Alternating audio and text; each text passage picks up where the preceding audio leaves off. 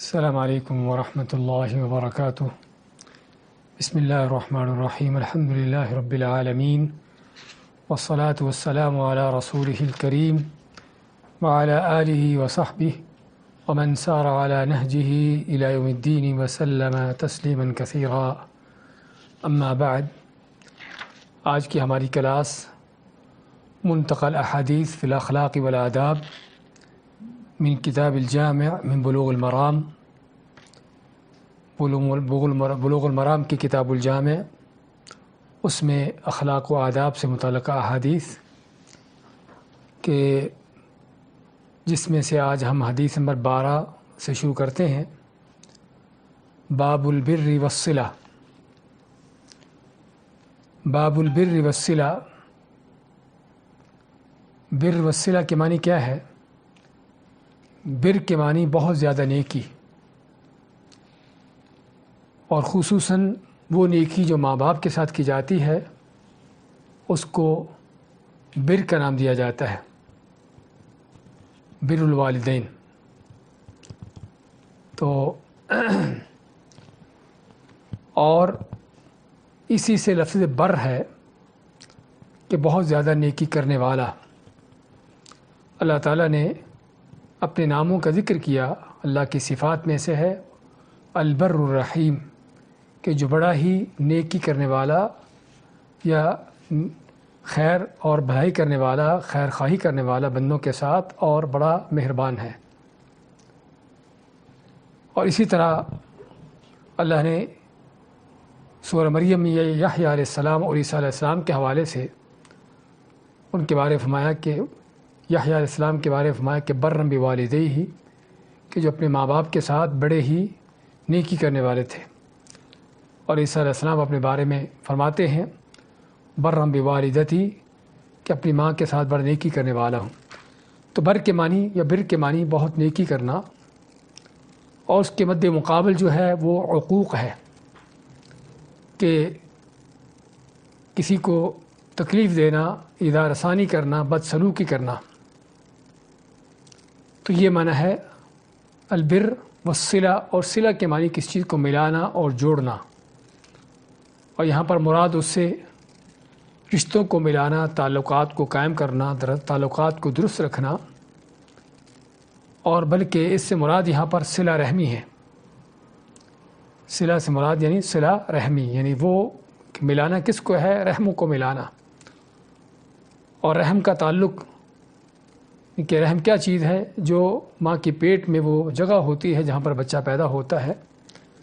تو جو ایک ہی رحم سے تعلق رکھنے والے لوگ ہیں، اس قدر قریب کے رشتہ دار ہیں، ان سے اپنے تعلقات کو قائم رکھنا، تعلقات کو جوڑنا اور ان کو مضبوط کرنا، یہ ہے صلہ رحمی۔ اور یہ وہ چیز ہے جس کا قرآن کریم میں بھی اللہ نے کئی ایک آیات میں حکم دیا ہے،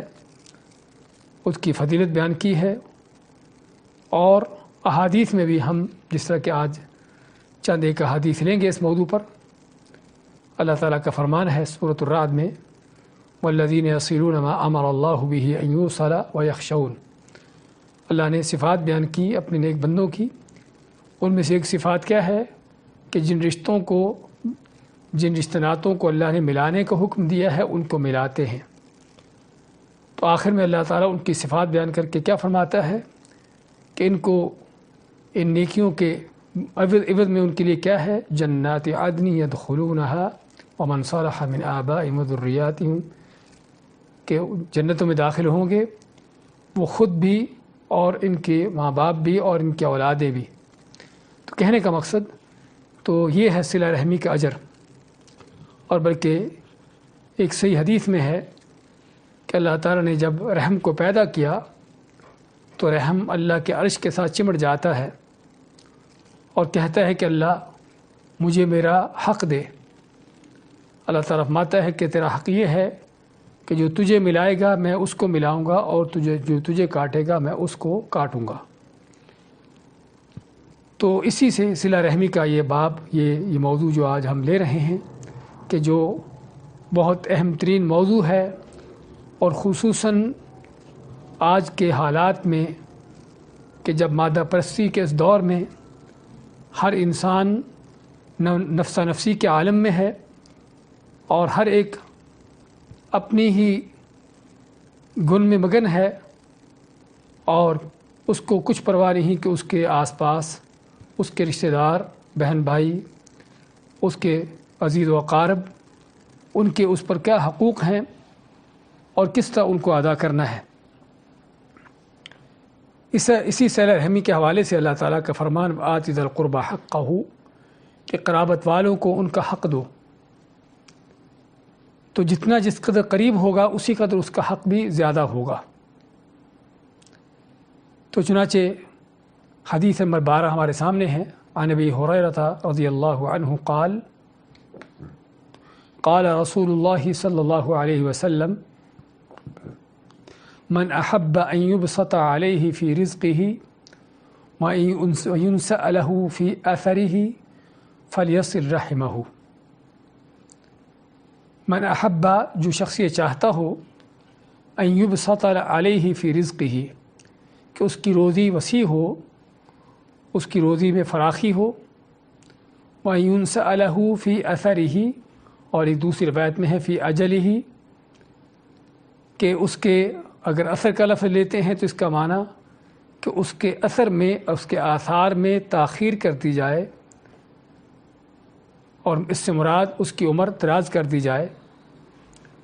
کیونکہ اثر کا لفظ جو ہے استعمال ہوتا ہے کسی کے نشان پر،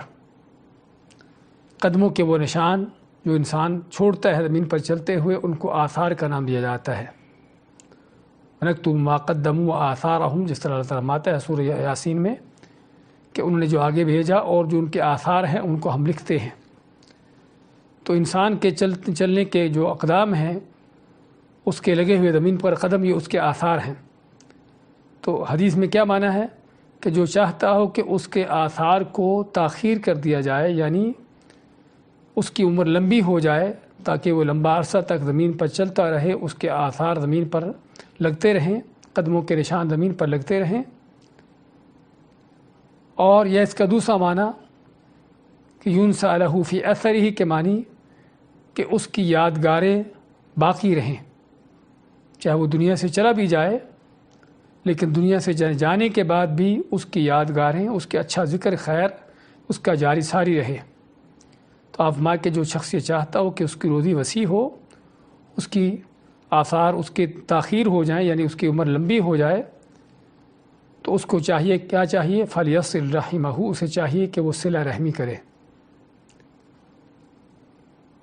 تو یہ حدیث ہم کو واضح طور پر اس بات کا سبق دیتی ہے کہ صلہ رحمی جو ہے آخرت سے پہلے دنیا کے اندر ہی انسان کے لیے کس طرح خیر و برکت کا ذریعہ ہے، کہ اس کا مال اس سے بڑھتا ہے، روزی وسیع ہوتی ہے، اللہ کی طرف سے مزید نعمتیں ملتی ہیں، اور رزق کا لفظ جو حدیث میں آتا ہے، وہ رزق کا لفظ صرف کو کھانے پینے کی یا مال و دولت کی نعمتوں پر نہیں ہے، بلکہ ہر طرح کی نعمت، چاہے وہ صحت مندی ہو، وہ مال و دولت ہو، کوئی عزت و وقار ہو، عہدہ منصب ہو، یا بلکہ سب سے بڑی اگر انسان کو رزق ہے تو وہ ہدایت کا رزق ہے، علم کا رزق ہے۔ تو کہنے کا مقصد یہ سارے وہ رزق ہیں کہ جو انسان کو حاصل ہوتے ہیں، کس سے؟ صلہ رحمی سے، اور اس کو اور زیادہ ملتے ہیں۔ اور اسی طرح صلہ رحمی کا دوسرا جو بڑا فائدہ ہوتا ہے کہ انسان کی عمر لمبی ہوتی ہے، اس کے زمین پر چلنے کے نشان زیادہ ہوتے ہیں، یعنی عمر لمبی ہوتی ہے، اور ایک عرصہ دراز تک وہ زمین پر چلتا پھرتا ہے اور رہتا ہے۔ اور اسی چیز کو ایک دوسری حدیث میں نبی اکرم صلی اللہ علیہ وسلم نے فرمایا، ان صلۃ الرحم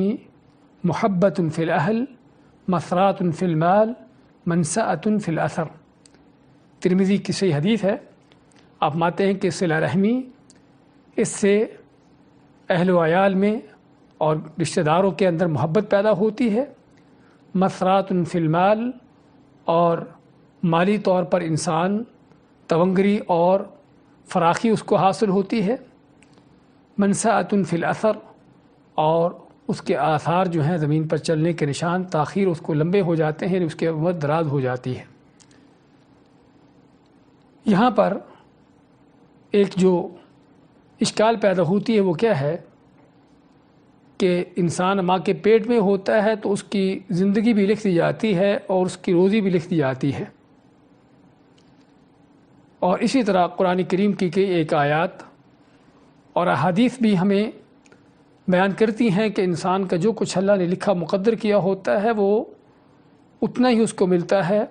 اس میں کمی زیادتی نہیں ہوتی۔ اور خصوصاً زندگی کے حوالے سے اللہ تعالیٰ کا فرمان ہے فَإِذَا جَاءَ أَجَلُهُمْ لَا يَسْتَأْخِرُونَ سَاعَةً وَلَا يَسْتَقْدِمُونَ کہ جب میں کسی کی موت آ جاتی ہے، اس کے موت کا وقت آ جاتا ہے تو نہ تو موت سے چند لمحات اس کو پہلے آ جاتی ہے، اس وقت سے پہلے موت آ جاتی ہے، اور نہ ہی اس وقت سے اس کو تاخیر کیا جاتا ہے، یعنی اس کے موت کا جو مقرر وقت ہے اس میں آ کے رہتی ہے۔ تو کیا معنی ہے اس حدیث کا کہ آدمی اگر صلہ رحمی کرتا ہے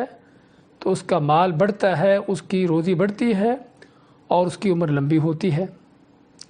اس کی علماء نے کئی ایک توجیحات کی ہیں۔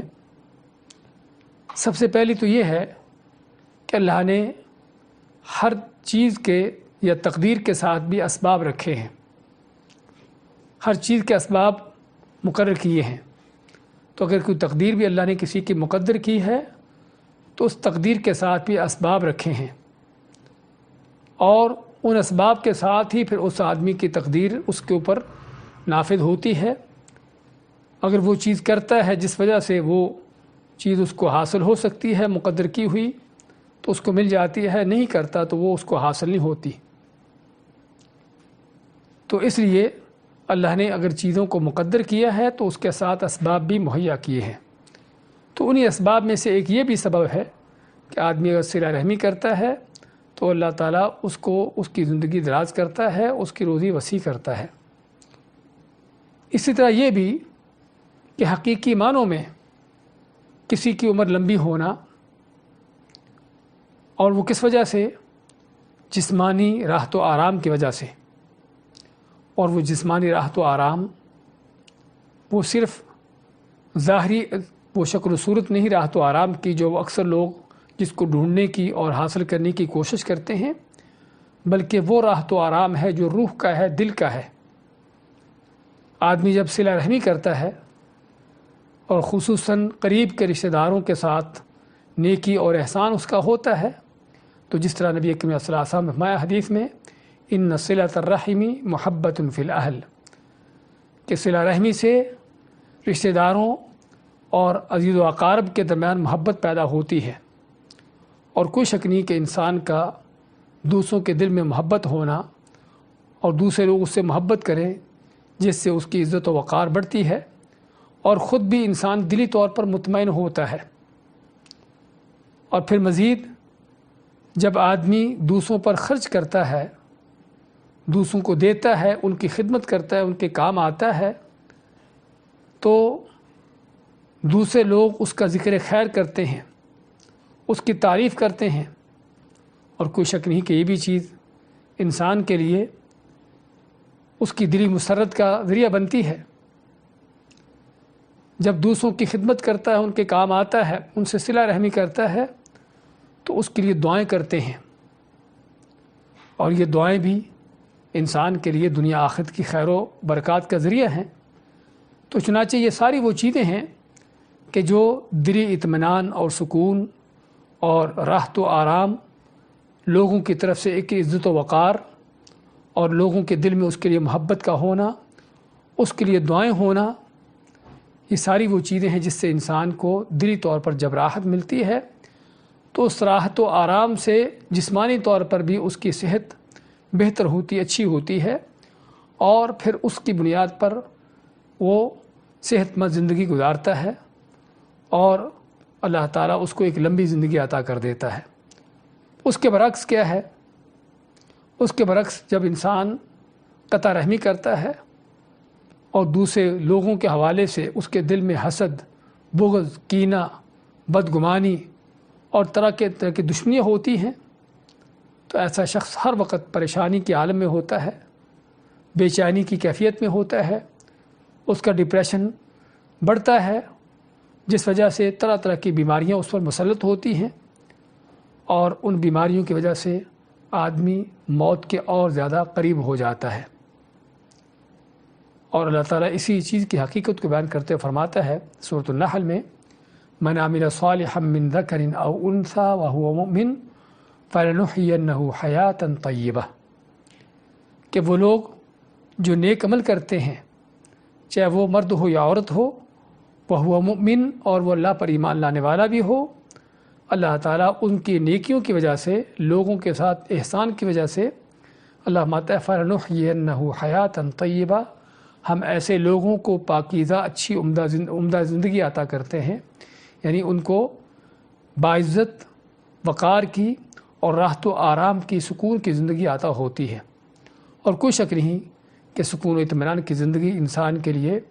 ایک بہت بڑی خیر کا ذریعہ ہے، اگرچہ وہ سال وہی ہوں جو اللہ نے لکھے ہیں اس کے، لیکن جب زندگی کے اندر راحت و آرام ہوتا ہے تو آدمی ان راحت و آرام کے ساتھ بہت بڑے وہ کام کر سکتا ہے کہ جو پریشانیوں کی اور رنج و عالم کے حالت میں نہیں ہوتے۔ اسی لیے علماء مانتے ہیں کہ اصل جو زندگی بڑھنے کا معاملہ وہ یہاں پر ہے، یا مال کے زیادہ ہونے کا سلسلہ یہاں پر ہے۔ دوسری اور چیز جو ہے کہ اس زندگی کے اندر، اس مال کے اندر خیر و برکت ہوتی ہے۔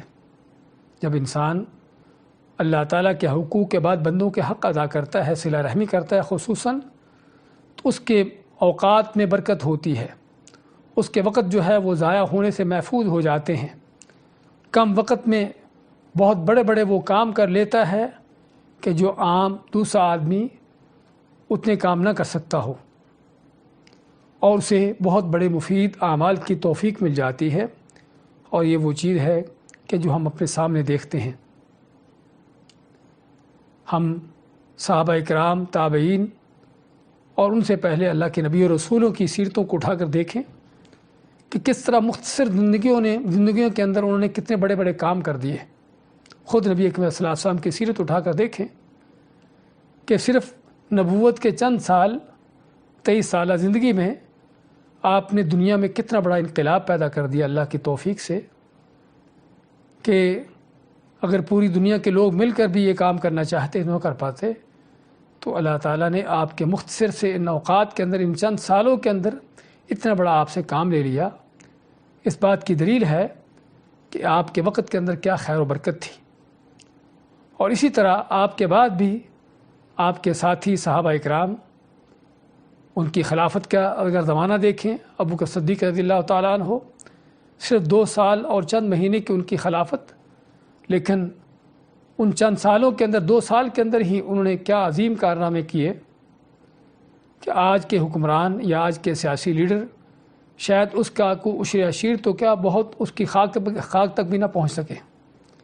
اور اسی طرح ان کے بعد آنے والے صحابہ کرام، اور پھر اگر ہم علماء کی سیرت کو اٹھا کر دیکھیں تو ہمیں اور بھی تعجب نظر آتا ہے کہ وہ علمی ذخیرے کہ جو آج کا طالب علم پڑھنے سے قاصر ہے، شاید اپنی زندگی میں کوئی کتابوں کو پڑھ بھی نہ سکے، جو کسی ایک عالم نے زندگی میں، یہ نہیں کہ زندگی بھر میں لکھی ہیں، بلکہ زندگی کے کسی خاص مرحلے میں لکھی ہیں۔ ابن تیمیہ رحمۃ اللہ علیہ کے بارے میں آتا ہے، ان کی کتاب ہے عقیدے کے اوپر، توحید پر، ایک تدمریہ کے نام سے، جو انہوں نے صرف عصر سے مغرب تک لکھی۔ آج کے یونیورسٹیوں کے طالب علم جو ہیں ان کو پورا سال پڑھتے ہیں اور پھر بھی ان کی سمجھ سے بالاتر ہوتی ہیں۔ تو کہنے کا مقصد، کیا ان لوگوں کی زندگیوں کے اندر برکت تھی، ان کے اوقات کے اندر برکت تھی۔ امام نووی رحمۃ اللہ علیہ، ریاض الصالحین کے جو مؤلف ہیں، اور اربعین نووی کے، اس طرح کی مختلف ان کی کتابیں ہیں، صرف 40 سال کے، تقریباً 35-40 سال کی ان کی زندگی تھی، اور ان چند سالوں کے اندر ہی انہوں نے وہ علمی ذخیرہ لکھ دیا، جمع کر دیا کہ جو آج کا طالب علم شاید پوری زندگی میں اس کو پڑھنے سے بھی قاصر ہو۔ تو کہنے کا مقصد کہ اللہ تعالیٰ اپنے بندوں کی زندگیوں میں، ان کے اوقات میں برکت پیدا کرتا ہے، چاہے وہ سالوں میں وہ تھوڑے سال بھی کیوں نہ ہوں۔ ایسے ہی تیسری جو، یعنی اس حدیث کا معنی ہے، اس حدیث کے اندر جو کہ اس کی زندگی بڑھتی ہے اور اس کے رزق میں، روزی میں فراخی ہوتی ہے، وہ ضروری نہیں کہ صرف اس دنیا کے اندر اور صرف اس کی موت سے پہلے ہو، ممکن ہے کہ یہ وہ چیزیں ہیں کہ جو اس کے مرنے کے بعد بھی ملنے والی ہوں۔ آدمی دنیا سے تو چلا جاتا ہے، لیکن دنیا میں ایسے کام کر کے کیا ہوتا ہے کہ جس وجہ سے اس کا مرنے کے بعد بھی نام زندہ ہوتا ہے، بلکہ بعد ایسے بھی اللہ کے بندے ہیں کہ جن کی شہرت اور جن کی عظمت اور جن کی اصل ان کے لوگوں کے ہاں ان کی پہچان ان کے مرنے کے بعد ہوئی، اور انہی میں ہم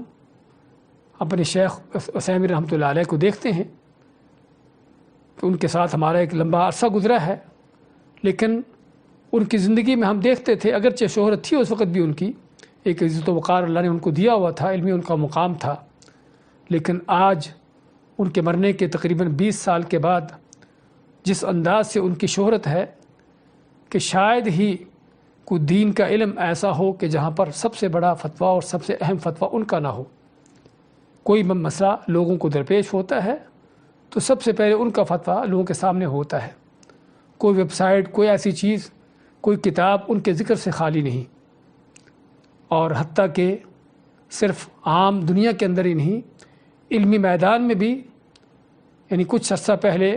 ان کے بارے میں جو معلومات مل رہی تھیں کہ تقریباً 100 کے قریب علمی ریسرچ جو ایم فل اور پی ایچ ڈی کے تھیسز ہیں ان کے بارے میں لکھے جا چکے ہیں۔ تو کہنے کا مقصد اب یہ وہ چیز ہے جو ہم نے ان کی زندگی میں عشر عشیر بھی ہم کو نظر نہیں آئی تھی۔ تو اللہ تعالیٰ اپنے بندوں کو مرنے کے بعد بھی ان کا ذکر خیر، ان کا نام زندہ رکھتا ہے، اور یہی ابراہیم علیہ السلام کی دعا تھی، وَجَعَلْ لِي لِسَانَ صِدْقٍ فِي الْآخِرِينَ، آخرین، کہ اللہ بعد میں آنے والے لوگوں کے ہاں میرا ذکر خیر ہو، میری اچھی زبان ہو، یعنی ان کے ہاں میرا اچھا نام ہو۔ تو کہنے کا مقصد یہ بھی ایک بہت بڑا یعنی کہ تعلق اس حدیث کے ساتھ کہ اللہ تعالیٰ انسان کی زندگی کو بڑھاتا ہے، چاہے وہ دنیا سے چلا جاتا ہے لیکن صدیوں تک اور ہزاروں سالوں تک جو ہے اس کا نام، اس کی کارنامے، اس کی علمی ذخیرے لوگوں کے ہاں چلتے ہیں اور لوگ اس کا ذکر خیر کرتے ہیں۔ اور پھر اگر مال کی بات ہے تو اس کا مال بھی نہ کہ صرف زندگی میں بلکہ مرنے کے بعد بھی عرصوں تک اس کے کام آتا رہتا ہے، صدقہ جاریہ کے انداز سے، یا لوگوں کو جس سے فائدہ حاصل ہوتا ہو۔ تو چنانچہ یہ اس طرح کے اعمال ہیں کہ جو انسان کے مرنے کے بعد بھی کام آتے ہیں، جس میں صحیح مسلم کی وہ حدیث جس میں اللہ کے نبی صلی اللہ علیہ وسلم کا فرمان ہے، اذا مات ابن آدم انقطع عملہ الا من ثلاث، کہ انسان جب فوت ہو جاتا ہے تو اس کا 3 چیزوں کے سوا باقی ہر چیز سے تعلق ختم ہو جاتا ہے، اور وہ 3 چیزیں کیا ہیں؟ وہ ولد صالح، کوئی نیک اولاد ہو، صدقۃ جاریہ، کوئی صدقہ جاریہ ہو، اور علم ينتفع به، یا کوئی ایسا علم اس نے چھوڑا ہو کہ جس سے لوگ فائدہ اٹھاتے رہیں۔ پھر بعض ایسے اعمال ہیں کہ جن عملوں کا اجر ختم نہیں ہوتا، یعنی اکثر و بیشتر انسان کے اعمال ایسے ہیں جو مرنے کے ساتھ ہی اس کا اجر ختم ہو جاتا ہے۔ نماز پڑھتا تھا، فوت ہو گیا، نماز اس کی ختم ہو گئی، نماز کا اجر بھی بند ہو گیا۔ لیکن بعض ایسے اعمال ہیں کہ جو مرنے کے بعد بھی اس کا اجر و ثواب جاری رہتا ہے۔ اسی میں علم ہے اور دعوت ہے، لوگوں کو علم سکھایا ہے اور ہدایت کی دعوت دی ہے، ہدایت کے رستوں پر لگایا چلایا ہے۔ تو جب تک اس کا سکھایا ہوا علم، اس کا چھوڑا ہوا علم اور لوگوں کو جو ہدایت کے رستے دکھائے ہوئے ہیں، لوگ اس پر چل رہے ہیں اور لوگوں کو چلا رہے ہیں، اس کو برابر کا اجر مل رہا ہے۔ اسی طرح نبی کریم صلی اللہ علیہ وسلم نے فرمایا کہ جہاد کے حوالے سے کہ جو اللہ کی راہ میں جہاد کے لیے سرحدوں کی حفاظت کرتا ہے، مرنے کے بعد بھی اللہ تعالیٰ قیامت تک کے لیے اس کا اجر جاری کر دیتا ہے۔ تو کہنے کا مقصد کہ اس طرح کے اعمال ہیں کہ جو انسان کے نیکی کے بعد بھی جرنے والے ہیں۔ تو یہ ساری چیزیں اس حدیث کے معنی میں آتی ہیں۔ اس حدیث میں ایک اور تو جو قابل غور مسئلہ ہے وہ یہ ہے کہ اگر کسی کی نیت یہ ہو صلہ رحمی کرتے ہوئے کہ اللہ کو بھی راضی کرنا ہے، اللہ کے اس حکم کو پورا کرنا ہے، اور ساتھ ساتھ جو نبی کریم صلی اللہ علیہ وسلم نے وعدہ کیا ہے زندگی لمبی ہونے کا اور اچھی شہرت حاصل ہونے کا اور روزی وسیع ہونے کا، اس کی یہ بھی نیت ہو تو پھر دونوں نیتوں کو جمع کرنے کا کیا حکم ہے؟ اس کے بارے میں علماء کہتے ہیں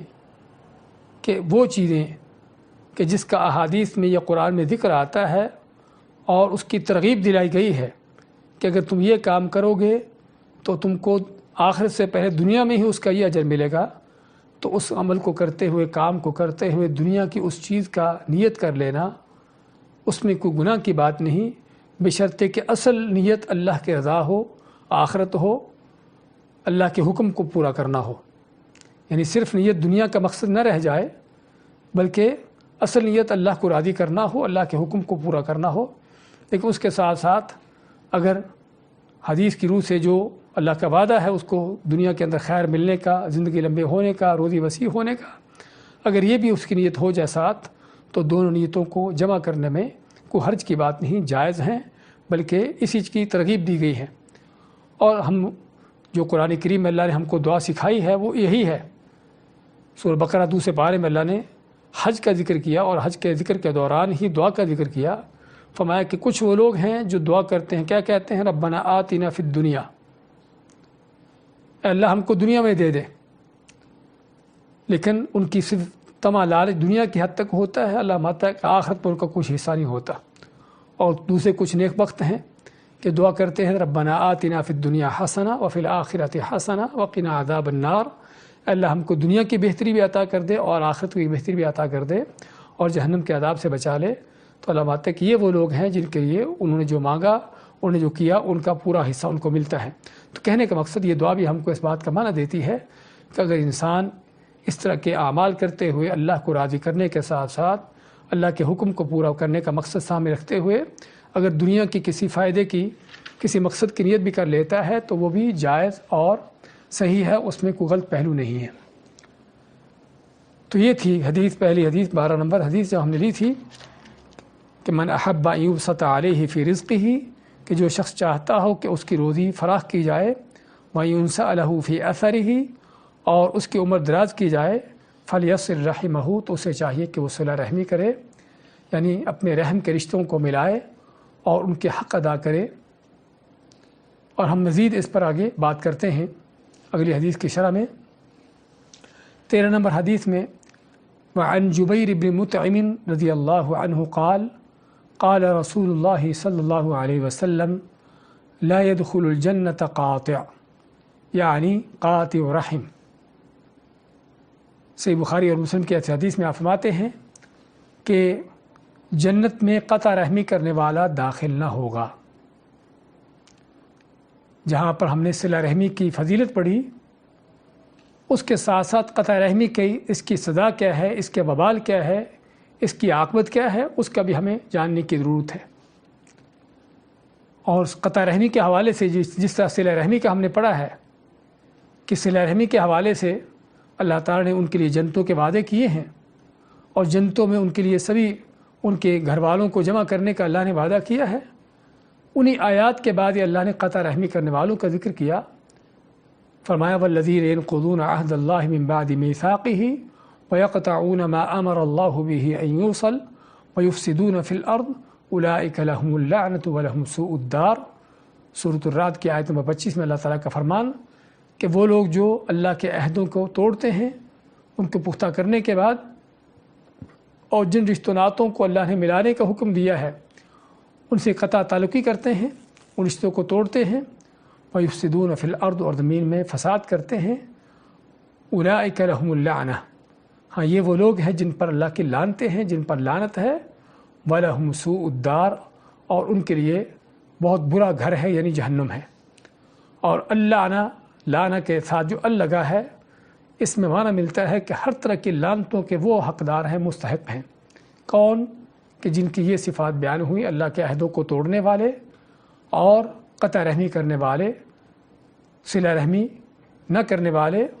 اور قطع رحمی کر کر زمین میں دنگے فساد کرنے والے۔ اور اسی چیز کی وعید کو اللہ نے دوسری آیت میں فرمایا ہے فَهَلْ عَسَيْتُمْ إِن تَوَلَّيْتُمْ أَن تُفْسِدُوا فِي الْأَرْضِ وَتُقَطِّعُوا أَرْحَامَكُمْ، قریب ہے کہ اگر تم کو کوئی امارت، حکومت، کوئی زمین پر کس طرح کی کوئی عہدے، اس طرح کی چیزیں مل جائیں تو تم زمین میں دنگے فساد کرو اور قطع رحمی کرو، اپنے تعلقات توڑو۔ اللہ مت اولئک الذین لعنہم اللہ، یہ وہ لوگ ہیں جن پر اللہ نے لعنتیں ڈالی ہیں، فاصمہم واعمی ابصارہم، ان کو کانوں سے بھی بہرا کر دیا اور آنکھوں سے بھی اندھا کر دیا ہے۔ تو ان آیات میں ہمیں پتہ چلتا ہے کہ قطع رحمی کس قدر بڑا جرم ہے، اور یہاں پر نبی اکرم صلی اللہ علیہ وسلم اس حدیث میں واضح طور پر دو ٹوک فرماتے ہیں کہ قاطع رحم کا قطع رحمی کرنے والا ہے لا يدخل الجنہ، وہ جنت میں داخل نہیں ہوگا۔ تو صلہ رحمی اور قطع رحمی اس کا معنی کیا ہے؟ صلہ رحمی کا ہم جس طرح بیان کیا ہے کہ صلہ رحمی کے اندر یعنی کہ جن کے ساتھ آپ کے رشتے ناتے ہیں اور جس قدر قریب کا رشتہ ہے اسی قدر ان کے ساتھ تعلق کو زیادہ مضبوط رکھنا، ان سے ملتے ملاتے رہنا، ان سے علیق سلیق رکھنا، ان کے حالات کو معلوم کرتے رہنا، ان کی خبرگیری کرتے رہنا، جان و مال سے ان کی مدد کرتے رہنا، جانی طور پر اگر کہیں ضرورت ہے ان کی مدد کرنے کی، یعنی اپنی جسمانی قوتیں بھی ان کے لیے صرف ہوں، اور جہاں پر مال کی ضرورت ہو مالی طور پر بھی ان کی مدد ہو، ان کی غلطیوں سے درگزر کرنا۔ اگر کوئی ان میں سے قطع تعلقی بھی کرتا ہے تب بھی اس سے صلہ رحمی کرنا، اس سے اپنے رشتوں کو ملانا، کوئی اگر دور بھی جاتا ہے تو اس کو اپنے قریب کرنا، یعنی اس میں ہر طرح کی خیر و بھلائی جو کسی انسان کے ساتھ کی جا سکتی ہے وہ ساری اس میں آ جاتی ہیں، چاہے وہ خیر و بھلائی مادی لحاظ سے ہو یا معنوی لحاظ سے ہو، مالی طور پر ہو یا جسمانی طور پر ہو، اور بلکہ سب سے بڑی خیر خواہی اور سب سے بڑی جو صلہ رحمی ہے ان مادی چیزوں کے ساتھ ساتھ ان کی دینی طور پر اخلاقی طور پر رہنمائی ہے، کہ جو اکثر و بیشتر ہم جس کو نظر انداز کیے ہوتے ہیں، عزیز و اقارب کو ان کا خیال کرتے ہیں، بعض لوگ دیکھ بھال کرتے ہیں، ان کی ضروریات کا خیال کرتے ہیں، مالی طور پر ان کی مدد کرتے ہیں، خوشی غمی میں ان کے ساتھ شریک رہتے ہیں، لیکن کسی کو دیکھتے ہیں شرک پر، بدعات پر، گمراہی پر، تو وہاں پر ان کے کان پر جون تک نہیں لگتی کہ یہ شرک کر کے جہنم کو جا رہا ہے، میرا فرض بنتا ہے اس کو بچانا۔ یہ بدعات کر کے اللہ کو ناراض کر رہا ہے، جہنم کے رستے پر چل رہا ہے، فرض بنتا ہے کہ اس کو ان بدعات سے بچایا جائے، ان سے ہٹا کر اس کو کتاب و سنت کا رستہ دکھایا جائے۔ تو کہنے کا مقصد اصل جو سب سے بڑی صلہ رحمی ہے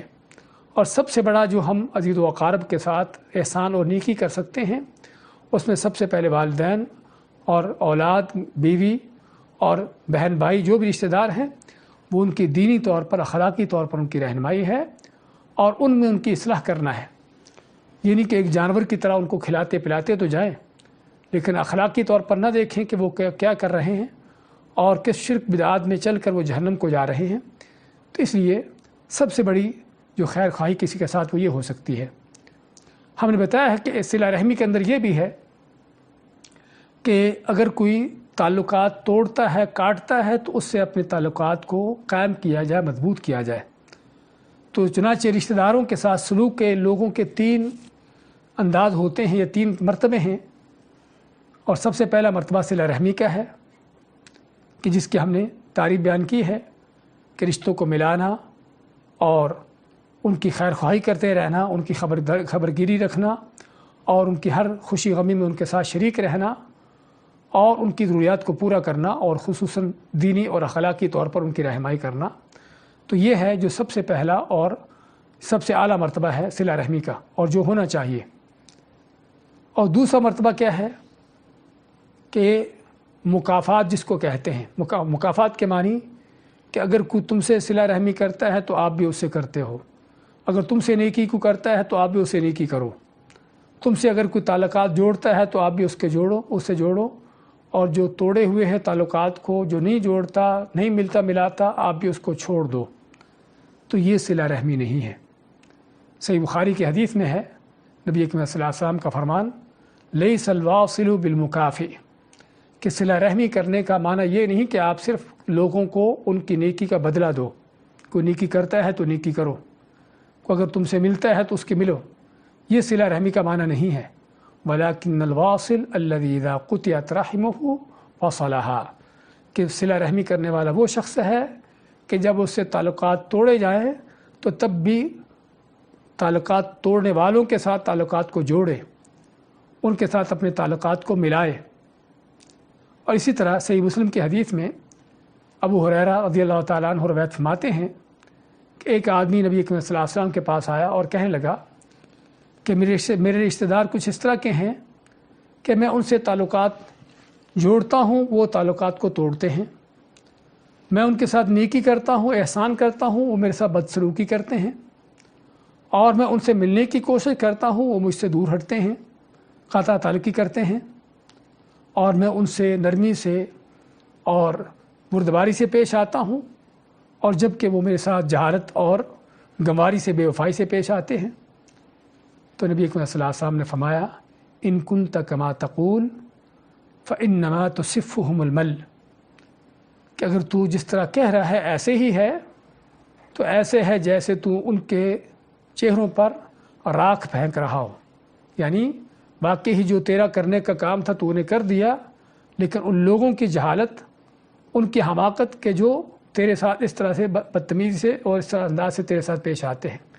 پھر آپ فرماتے ہیں مزید وَلَا يَزَالُ مَعَكَ مِنَ اللَّهِ ظَهِيرًا مَا دُمْتَ عَلَى ذَلِكَ، کہ جب تک تو ان کے ساتھ اس معاملے پر اس انداز سے چلتا ہے کہ تعلقات کو جوڑتا ہے اور ان پر احسان نیکی کر رہا ہے اور تیرے ساتھ بدسلوکی کرتے ہیں، اس طرح کے معاملات کرتے ہیں، تو جب تک تیرا معاملہ ان کے ساتھ اس طرح کا ہے تو تیرے ساتھ اللہ کی طرف سے مدد کرنے والا فرشتہ ہے جو تیری مدد کر رہا ہے اور تیری حمایت کر رہا ہے۔ اس سے معنی کیا معلوم ہوا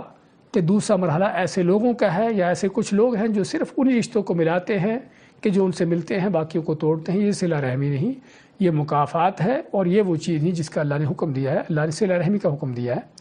اور تیسرا جو لوگوں کا انداز ہے وہ قطع رحمی کا ہے کہ برا سلوک، بدسلوکی کرنا، تعلقات کو توڑنا، کہ جس کی وعید ہم نے ابھی اس حدیث میں بھی کہ لا يدخل الجنت قاطع، کہ قطع رحمی کرنے والا جنت میں داخل نہیں ہوگا۔ اب جنت میں داخل نہ ہونے کا معنی کیا ہمیشہ کے لیے اس کے اوپر جنت حرام ہے، یا اس کا ابتداءً جنت میں داخل نہیں ہوگا لیکن آخر میں اپنی قطع رحمی کی سزا پانے کے بعد وہ جنت میں داخل ہوگا، جہنم سے نکل جائے گا؟ اس میں دو چیزیں ہیں۔ اگر تو وہ سمجھتا ہے کہ صلہ رحمی نام کی کوئی چیز نہیں دین کے اندر، اور میں جو چاہوں کروں، جس سے تعلق ملانا چاہوں ملاؤں، جس سے توڑنا چاہوں توڑوں، اسلام کے کسی حکم کا میں پابند نہیں ہوں، تو کوئی شک نہیں کہ کفر ہے۔ قرآن کے اور حدیث کے ان واضح دلیلوں کا، ان واضح احکام کا انکار ہے، اور قرآن و حدیث کے کسی حکم کا انکار کر دینا اور جو اس انداز سے واضح احکامات ہوتے ہیں اس کا انکار کر دینا کفر ہے۔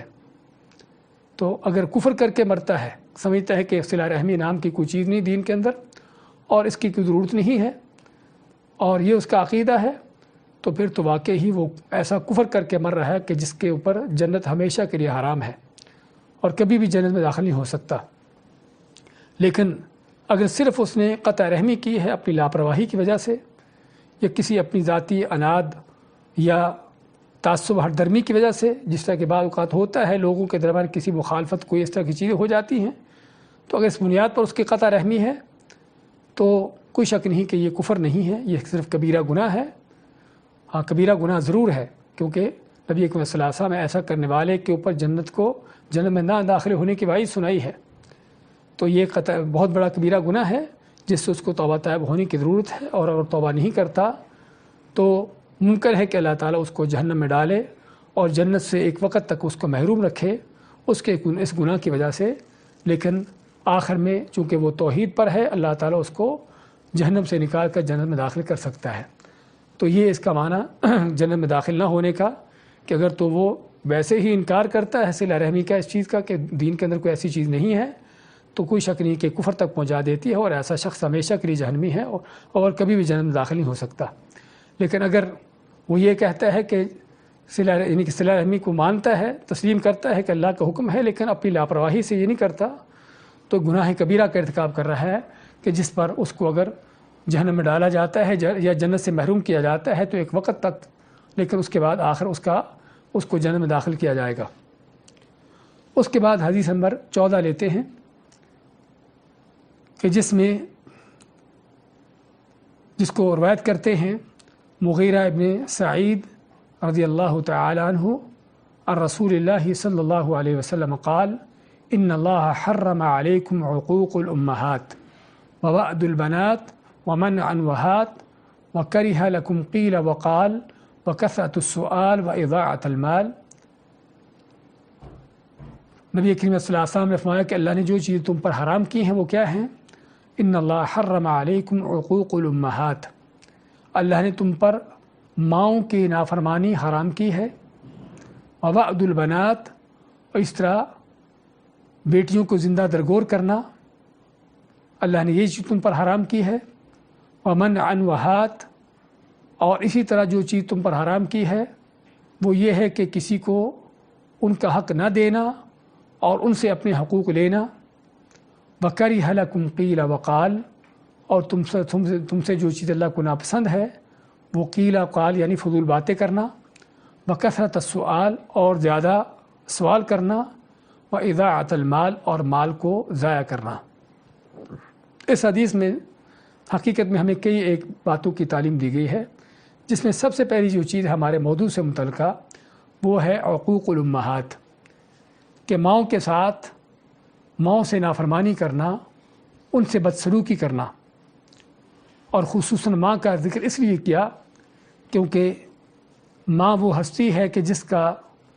اس دنیا میں اللہ اس کے رسول کے بعد سب سے بڑا حق ہے۔ صحیح بخاری مسلم کی حدیث میں ایک آدمی اللہ کے نبی صلی اللہ علیہ وسلم کے پاس آیا اور کہنے لگا من احق الناس بحسن صحابتی یا رسول اللہ، کہ اللہ کے نبی صلی اللہ علیہ وسلم لوگوں میں سب سے زیادہ کون حقدار ہے کہ جس کے ساتھ میں اچھا سلوک کروں؟ آپ ماتے ہیں کہ امک، کہ تیری ماں ہے۔ اس نے دوبارہ پوچھا کہ اس کے بعد کون ہے؟ آپ ماتے کہ تیری ماں ہے۔ تو 3 بار اس نے پوچھا، تینوں بار آپ اس کی ماں کا ذکر کرتے ہیں کہ تیری ماں کا حق ہے، اور چوتھی بار جب اس نے پوچھا تو فرمایا کہ اس کے بعد تیرے باپ کا حق ہے۔ تو کہنے کا مقصد کہ ماں کا حق جو ہے وہ یعنی اللہ اس کے رسول کے حقوق کے حق کے بعد اس کائنات میں مخلوقات میں سب سے بڑھ کر ہے، اور وہ اسی لیے کہ جس قدر ماں کی بچے کے لیے، اس کو پیدا کرنے کے لیے، اس کی پرورش کے لیے ان ساری چیزوں پر اس کی محنتیں، مشقتیں اور اس کی ساری قربانیاں ہوتی ہیں، اور اسی لیے اللہ نے قرآن کریم میں کئی ایک آیات میں بھی اس کا حکم دیتے ہوئے فرمایا وَوَصَّيْنَا الْإِنسَانَ بِوَالِدَيْهِ حَمَلَتْهُ أُمُّهُ وَهْنًا عَلَى وَهْنٍ۔ سورہ لقمان میں اللہ نے اس چیز کا بیان فرمایا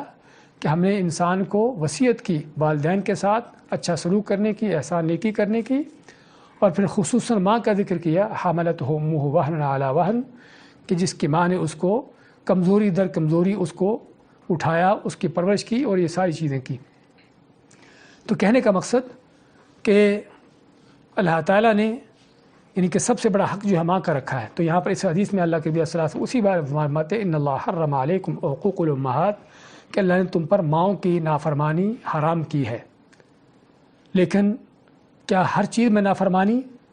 ہاں، قرآن کریم اللہ نے دوسری آیات میں اس کا بھی بیان کیا وَإِن جَاهَدَاكَ عَلَىٰ أَن تُشْرِكَ بِي شَيْئًا فَلَا تُطِعْهُمَا، کہ اگر تم سے وہ کوشش کرتے ہیں اس بات کی کہ تو میرے ساتھ شرک کرے تو وہاں پر ان کی اطاعت نہیں ہے۔ جہاں پر والدین کی اطاعت کا حکم دیا تو وہاں پر فرما دیا کہ اگر شرک کی بات کرتے ہیں، شرک کی طرف تم کو لگانا چاہتے ہیں تو وہاں پر ان کی اطاعت نہیں ہوگی۔ اور اسی کے متعلق رسول کریم صلی اللہ علیہ وسلم کا فرمان لا طاعۃ لمخلوق فی معصیۃ الخالق، کہ جہاں پر اللہ کی نافرمانی ہوتی ہو وہاں پر کسی مخلوق کی اطاعت نہیں، چاہے ماں باپ ہوں یا استاد ہو یا کوئی حتیٰ کہ کوئی لیڈر حکمران بھی کیوں نہ ہو، اگر اللہ کی نافرمانی ہے تو وہاں پر کسی کی اطاعت نہیں۔ تو یہ بھی ہمیں ہمارے موضوع سے متعلقہ جملہ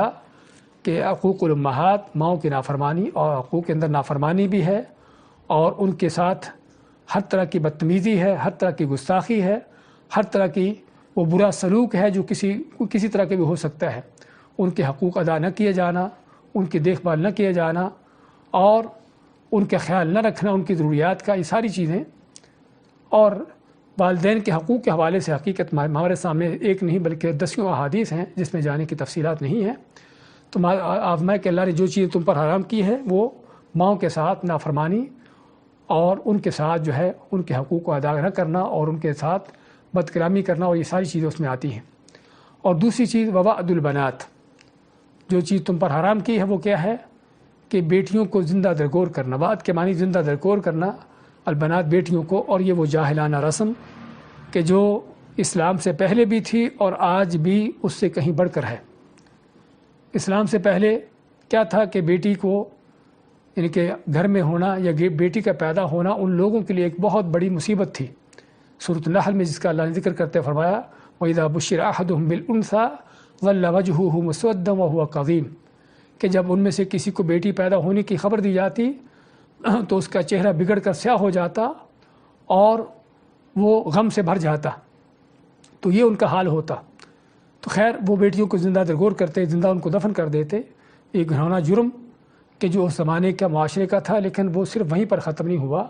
آج اس سے بھی کہیں بڑھ کر اور اس سے کہیں زیادہ یہ جرم ہو رہا ہے، لیکن دوسرے انداز سے، کوئی منصوبہ بندی کے انداز سے ہے،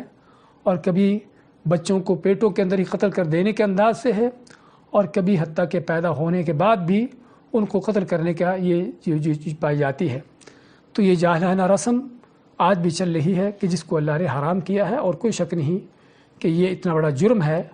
کہ قیامت کے دن اللہ تعالیٰ ان زندہ درگور بچیوں کو کھڑا کرے گا اور پوچھے گا وَإِذَا الْمَوْءُودَةُ سُئِلَتْ بِأَيِّ ذَنبٍ قُتِلَتْ، کہ جب زندہ درگور کی جانے والی بچیوں کو پوچھا جائے گا کہ تمہیں کس گناہ کی پاداش پہ قتل کیا گیا، اور اللہ فرماتا ہے وَلَا تَقْتُلُوا أَوْلَادَكُمْ خَشْيَةَ إِمْلَاقٍ نَحْنُ نَرْزُقُهُمْ وَإِيَّاكُمْ۔ دو آیتیں ہیں، سورۃ انعام کی آیت اور سورۃ بنی اسرائیل کی آیت، کہ سورۃ بنی اسرائیل میں اللہ نے پہلے یہ ذکر کیا کہ ہم ان کو روزی دیتے ہیں اور تم کو دیتے ہیں۔ تو اصل بیٹیوں کو زندہ درگور کرنے کا، مارنے کا، اس کے پیچھے اصل ذہن کس چیز کا تھا یا کیا وجہ تھی؟ سمجھتے تھے کہ یہ چونکہ کمانے کے قابل نہیں ہیں اور نہ اپنا دفاع کر سکتی ہیں اور نہ جنگ لڑ سکتی ہیں، تو اس لیے صرف ہمارے اوپر ایک بوجھ ہے، تو چنانچہ اس وجہ سے ان کو زندہ درگور کیا جاتا، ان کو قتل کر دیا جاتا۔ اور اسلام نے عورت کے جو حقوق دیے ہیں اس میں سب سے بڑا یہ بھی حق ہے کہ بیٹیوں کے حوالے سے، ان کی پرورش کے حوالے سے اللہ کے نبی صلی اللہ علیہ وسلم نے کیا فرمایا؟ من عال جاریتین، کہ جس نے دو بیٹیوں کی پرورش کی حتیٰ تبلغا، یہاں تک کہ وہ بالغ ہو جائیں، یعنی ان کی دین پر، نیکی پر، ایمان پر ان کی تربیت کی۔ آپ ماتے انا وہوا کہاتین فی الجنہ، آپ نے دونوں انگلیوں کو ملاتے ہوئے فرمایا کہ جس طرح یہ دونوں انگلیاں ہیں، میں اور وہ دونوں اس طرح جنت میں ہوں گے۔ تو خیر کہنے کا مقصد کہ یہ جاہلانہ وہ رسم جو آج بھی دنیا میں پائی جاتی ہے، اور اس چیز کو آج بھی یعنی یہ جرم بڑے دھڑلے کے ساتھ اور بے باکی کے ساتھ کیا جاتا ہے، اور بلکہ باقاعدہ طور پر اس میں گورنمنٹ کے قانون پاس ہوتے ہیں منصوبہ بندیوں کے، تو یہ وہ جرم ہے جو اللہ تعالیٰ کے ہاں ناقابل معافی ہے۔ اور تیسری چیز اللہ نے جو حرام کی ہے ومنع وہات۔ منع وہات کا معنی کہ دوسروں کو نہ دینا اور ان سے لینا۔ منع کے معنی منع کرنا، نہ دینا، وہات یعنی دو، کہ دوسروں کو کچھ نہ دینا اور ان سے لینا۔ اور یہ بعض لوگوں کا، جو کمینے قسم کے لوگ ہوتے ہیں، ان کا انداز رہا ہے کہ صرف لوگوں سے لینا، لے کے کھانا، اور ان کو کچھ دینے کی توفیق نہ ہونا۔ بلکہ ہمارے ہاں گمراہ کن قسم کے پیر ملاؤں کا، ان کا دین کیا ہے؟ کہتے ہیں کہ آؤ گے تو کیا لے کے آؤ گے، اور اگر ہم آتے ہیں تو کیا کھلاؤ گے؟ یعنی لوگوں سے لینے کا ہے لیکن ان کو دینے کا کوئی تصور نہیں ہے۔ تو اس طرح کے کمینے لوگ، ان کے بارے میں آفرماتے ہیں کہ اللہ نے جو چیزیں تم پر حرام کی ہے وہ یہ بھی کہ لوگوں کو نہ دینا اور ان سے لینا۔ وَكَرِهَ لَكُمْ، اور اس بارے میں بھی جو اصل بات ہے، کوئی سنت طریقہ ہے، وہ یہ کہ انسان لوگوں پر خرچ کرے، اپنے اوپر بھی خرچ کرے اور محتاج اور دوسرے لوگوں پر بھی خرچ کرے، حتیٰ کہ جو ضرورت مند نہیں بھی ہیں ان کو بھی ہدیے اور تحفے کے طور پر کچھ چیزیں دیے جانا، کہ جس کے بارے میں نبی اکرم صلی اللہ علیہ وسلم نے اس کی تعلیمات دی، اور خود بھی آپ ہدیہ قبول کرتے اور اس کا بہتر، اس کا عوض اور معاوضہ دیتے، یعنی کہ صرف لوگوں سے لیتے تھے، حالانکہ لوگ آپ کو دیکھ کر خوشی محسوس کرتے، اور صحابہ کرام نبی کریم صلی اللہ علیہ وسلم جو ان سے چیز قبول کر لیتے، ان کو سب سے بڑی خوشی اس چیز پر ہوتی، لیکن اس کے باوجود نبی کریم صلی اللہ علیہ وسلم ان سے اگر کوئی چیز لیتے تھے اور صحابہ ان کو آپ کو کچھ دیتے تھے تو آپ ان کا اس کے بدل میں ان کو لازماً کچھ نہ کچھ دیتے، بلکہ اس سے بہتر دیتے۔ اسی طرح اللہ تعالیٰ نے جو چیزیں ناجائز قرار دی ہیں، کَرِهَ لَكُمْ قِیلَ وَقَالَ، تم سے جو چیز ناپسند کی ہے وہ قیل وقال ہے۔ قیل قال کے معنی یعنی فضول باتیں، ادھر ادھر کی باتیں، اور اس میں کافی چیزیں آتی ہیں کہ سنی سنائی باتیں کہ جن کا کوئی پاؤں سر نہ ہو، جھوٹ، بہتان، اس طرح کی چیزیں، چغلی، غیبتیں، اور اس طرح غلط افواہیں، خصوصاً جب کوئی فتنوں کا دور ہوتا ہے، مشکلات کا دور، جس طرح کہ آج کل کے حالات چل رہے ہیں اس وائرس اور بیماری کے حوالے سے، ہر روز کوئی نہ کوئی نئی نئی خبریں، نئی نئی کوئی افواہیں، اور لوگوں کے اندر ڈر، خوف، اس طرح کی کیفیت پیدا کرنے کی کوششیں،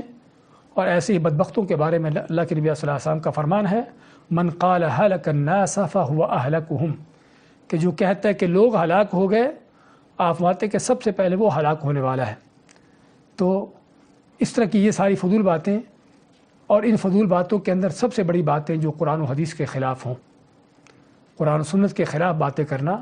بدعات کو رائج کرنا، کوئی شک نہیں کہ یہ بھی اسی قیل و قال کے اندر آتا ہے۔ اور حتیٰ کہ علماء فرماتے ہیں اسی قیل و قال کے اندر یہ بھی ہے کہ اگر کہیں اللہ کا فرمان، اللہ کے نبی صلی اللہ علیہ وسلم کا فرمان واضح ہو کسی حکم کے بارے میں، کسی مسئلے کے بارے میں، تو پھر بھی وہاں پر دوسرے علماء کی باتیں ذکر کرنا، یعنی آیت اور حدیث کے ساتھ ساتھ کہ قرآن میں حکم تو یہ ضرور ہے اور اللہ کے نبی صلی اللہ علیہ وسلم کی حدیث ضرور ہے، لیکن فلاں عالم نے ایسے کہا، فلاں عالم نے ایسے کہا، کہ جی یہ بھی اسی قیل و قال کے اندر آتا ہے کہ جو اللہ کو ناپسند ہے۔ ہاں سوائے کہ اگر بعض اوقات کسی کی یعنی کہ غلط بات کو ظاہر کرنا مقصد ہو کہ فلاں نے یہ فتویٰ دیا ہے لیکن اس کا فتویٰ اس انداز سے غلط ہے کہ قرآن کی اس آیت کے، اللہ کے نبی صلی اللہ علیہ وسلم کے اس حدیث کے خلاف ہے، تو اس لحاظ سے ذکر کیا جائے تو کوئی اس میں قباحت نہیں۔ لیکن اکثر اوقات جو صرف قرآن و حدیث کے مد مقابل دوسروں کے اقوال کو لایا جاتا ہے، اور پھر بعض اوقات بدبختی کی انتہا یہاں تک ہوتی ہے کہ قرآن و حدیث کی جو بات ہے اس سے جو اخذ ہوتا ہے اس کو مرجوع قرار دے کر اس کو چھوڑ دیا جاتا ہے اور دوسروں کی باتوں کو لے لیا جاتا ہے، تو یہی اصل گمراہی کی بنیاد ہے۔ تو یہ کوئی شک نہیں کہ اسی قیل و قال کے اندر آتا ہے، اور اسی قیل و قال کے اندر یہ بھی ہے کہ آدمی جو باتیں سنائے آگے ان کو سنانا شروع کر دے، جس کے بارے میں اللہ کے نبی صلی اللہ علیہ وسلم کا فرمان کفا بالمرء اثما ان یحدث بکل ما سمع، کہ انسان کے گناہ گار ہونے کے لیے یہی کافی ہے کہ جو سنتا ہے اسے آگے سناتا چلا جائے۔ تو یہ ساری قیل و قال کی وہ فضول باتیں جو اللہ کو ناپسند ہیں۔ اسی طرح کثرت السوال، کہ زیادہ سوال کرنا، زیادہ سوالوں کے اندر کئی چیزیں آتی ہیں، وہ کبھی سوال مال و دولت کی شکل میں یا دنیا کی کسی چیز کے بارے میں بھی ہو سکتے ہیں، اور کوئی شک نہیں کہ لوگوں سے کوئی چیز مانگنا، دنیا کی چیزوں میں سے کوئی سوال کرنا، یہ ایک مذموم چیز ہے،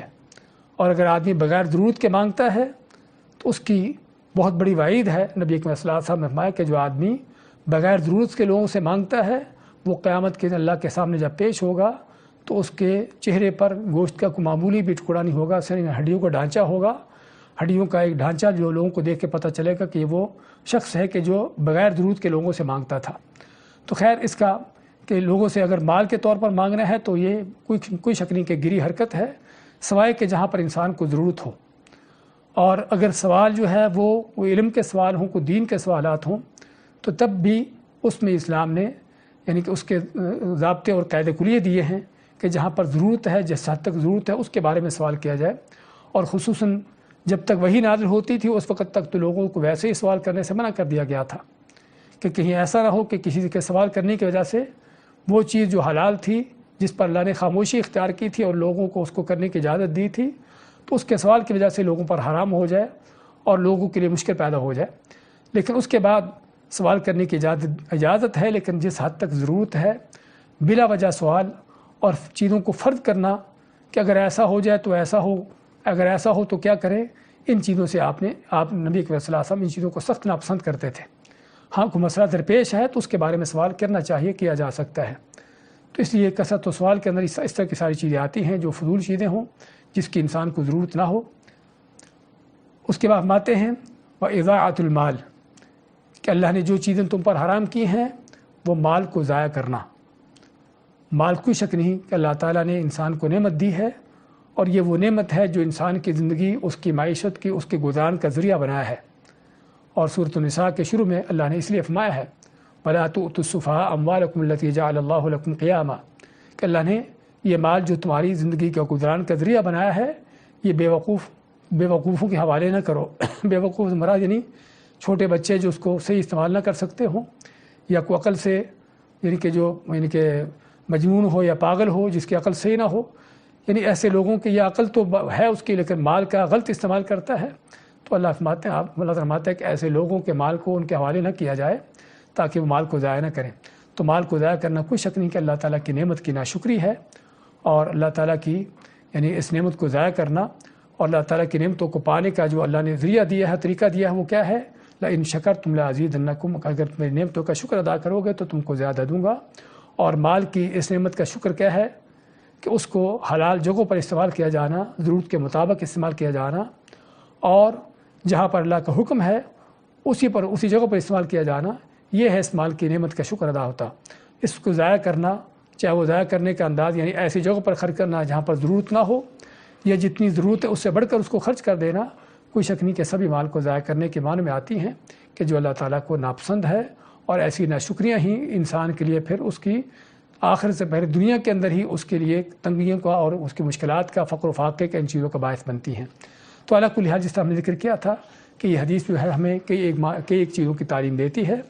سب سے پہلے ماؤں کے ساتھ نافرمانی، ان کے حقوق ادا نہ کرنا، اور ان کے ساتھ جو ہے یعنی کہ بدتمیزی سے یا بد اخلاقی سے پیش آنا کسی بھی انداز سے، اور اس طرح اولادوں کو قتل کرنا، خصوصاً بیٹیوں کو قتل کرنا،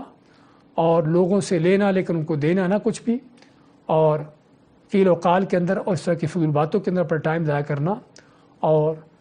یعنی کہ بے جا سوال کرنا اور مال کو ضائع کرنا، یہ ساری وہ چیزیں ہیں کہ جو اللہ تعالیٰ کو ناپسند ہیں، جو اللہ تعالیٰ کے ہاں ناجائز ہیں۔ انسان کو چاہیے کہ اللہ تعالیٰ کی دی ہوئی ان تعلیمات پر چلے اور ان چیزوں کا خیال رکھے، اور خصوصاً آج کا جو ہمارا موضوع ہے صلہ رحمی کے حوالے سے، کہ جو بہت اہم ترین موضوع ہے، جس کی ضرورت ہے خصوصاً آج کے اس سوشل میڈیا کے دور میں، کہ جہاں پر ہر کوئی اپنے ان چیزوں کے اندر مگن ہو کے اس کو احساس ہی نہیں ہوتا کہ میرے کسی بہن بھائی کا کوئی حق ہے، ان سے کوئی رابطہ، کوئی تعلق، ان کی ضروریات کا خیال، اور یہ چیزیں تو آج یہ چیزیں دنیا پرستی کے اندر اور دنیا مادی اس دور کے اندر چھوٹ چکی ہیں۔ ضرورت ہے ان چیزوں کا خیال کرنے کی، ان چیزوں کا حق ادا کرنے کی، کیونکہ یہ وہ چیزیں ہیں جس کے بارے میں فرماتے ہیں کہ جس سے انسان کی روزی بھی بڑھتی ہے اور اس کی عمر میں برکتیں پیدا ہوتی ہیں۔ اللہ سے دعا ہے کہ اللہ تعالی ہمیں ان تعلیمات کو اپنانے کی توفیق عطا فرمائے۔ بارک اللہ فیکم و جزاکم اللہ خیر۔